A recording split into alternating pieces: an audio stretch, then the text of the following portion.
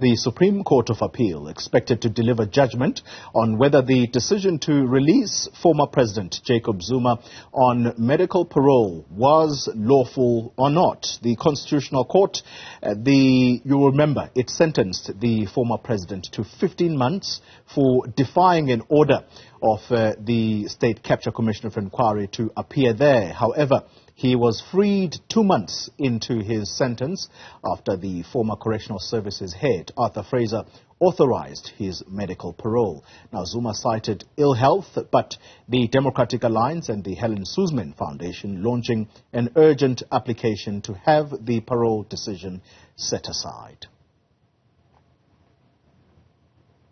All right, let's get some legal analysis now, and we speak to Advocate Modidima Mannya, who talks to us from Pretoria. Advocate Mannya, thank you very much for your time. Let's head straight to perhaps one of the issues that might come out of this judgment, I suppose, as reasoning for why the former president, at least by his lawyers, should not be sent back to jail, and that talks to the issue of age. Might the court have leniency on that part?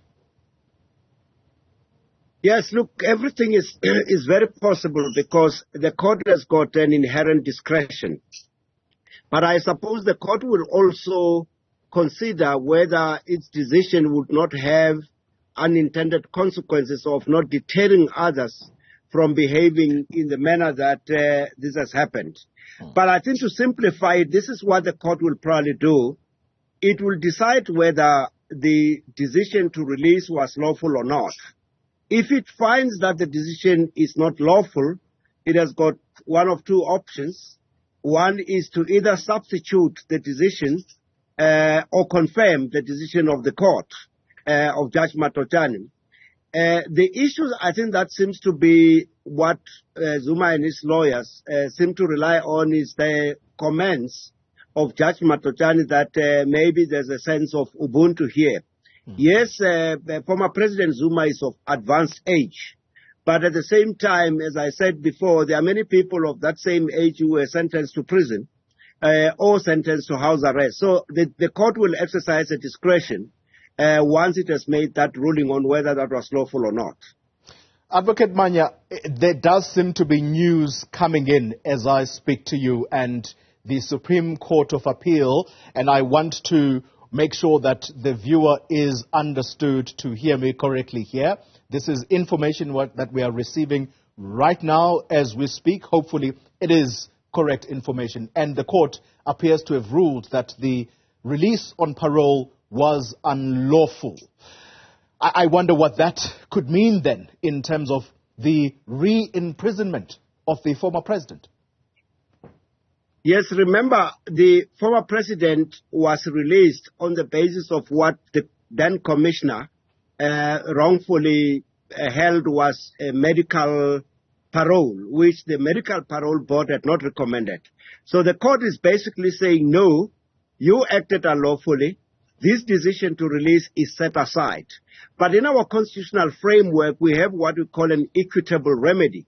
Now, an equitable remedy is the issue, amongst others, the issue that you raised about his age. Now, the court must work out, and I don't know what the decision is, whether he must return to prison or whether they must impose a non-custodial sentence to serve the rest of his time. I think the argument that when he was home on correctional supervision, he served a sentence is a red herring. It doesn't make sense because the basis of him serving that sentence at home was itself unlawful, and the court, as you indicate, has found it unlawful. My goodness.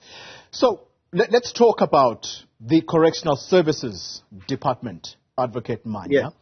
Surely there is a lot to say about the parole decision-making, especially on the part of Correctional Services.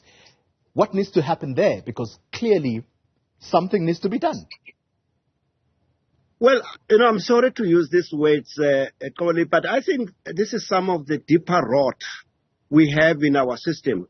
If you recall, Parliament had to rework the terms of reference of the Medical Parole Board to try and address what appeared to be an abuse. If you remember, Mr. Zuma's former financial advisor was sent to prison, and he was released on what we were told was a terminal illness.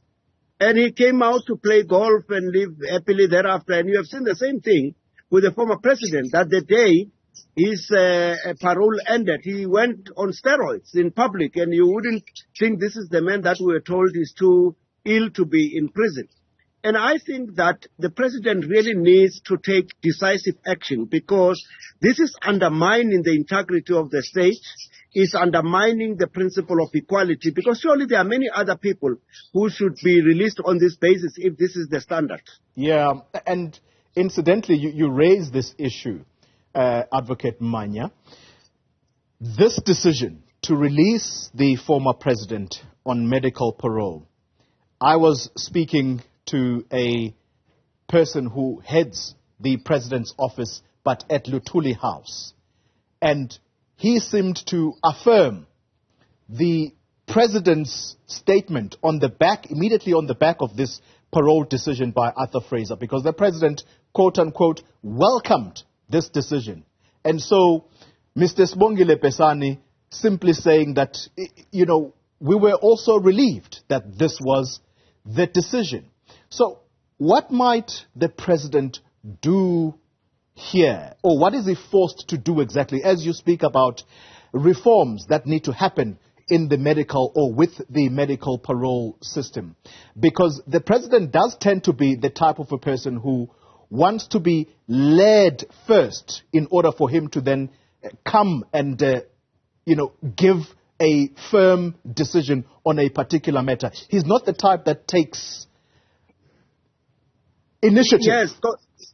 Yes, so I think there are three things maybe I should deal with. First, the reforms have been done, and the system as it stands now, I think, is quite sound. But like any other system, it will be manipulated by ropes, because this was the behavior of people who really went rogue. That's the first thing.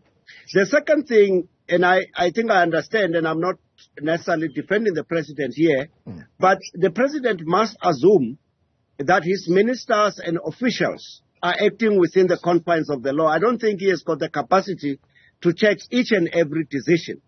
And I wouldn't be surprised if he believed that the decision was correctly and lawfully taken.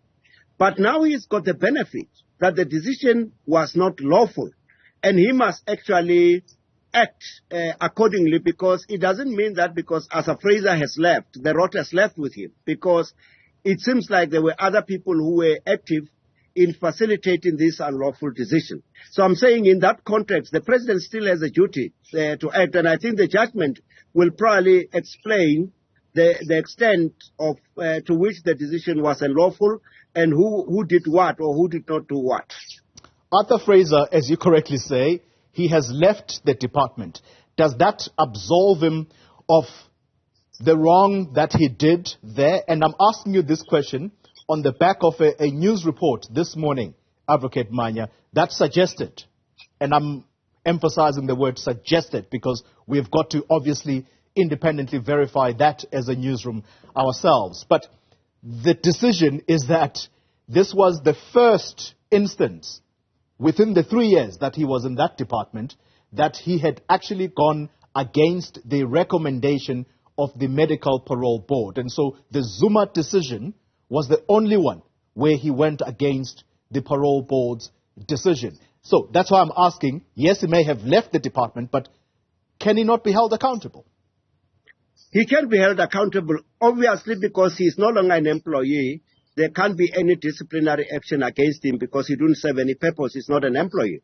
But I have no doubt that if a proper investigation is conducted, there's a possibility that he may be criminally prosecuted, and he should be criminally prosecuted. You must remember, Kole, beyond just his rogue decision, he's almost put this country into a collapse stage, and he must be held accountable. We cannot allow civil servants to just become a law unto themselves in a constitutional democracy. So I have no doubt that if there's a will to take him to task, there's probably a possibility of criminal action against him. Advocate Modidima Mannya, let me thank you very much for that legal analysis, joining us from Pretoria there.